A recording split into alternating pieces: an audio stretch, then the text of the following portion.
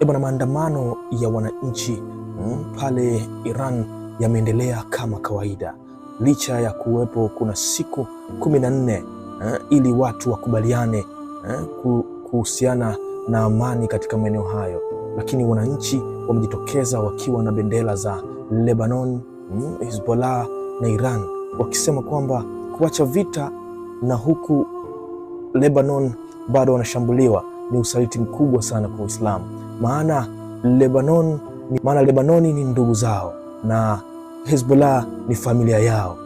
Kwa hiyo hawajaona kabisa pointi ya amani hapa. Wenyewe wanaona kama huu ni usaliti, bora vita iendelee kuliko kuacha nchi nyingine ya Kiislamu inateseka na inaonewa na wale ambao tuko nao mezani kwa ajili ya makubaliano. Nini maoni yako juu ya wananchi hawa? Je, ni sawa kweli? Itakuwa usaliti wakiacha na wao kushambulia au ni sawasawa ili watengeneze amani katika maeneo yao hayo?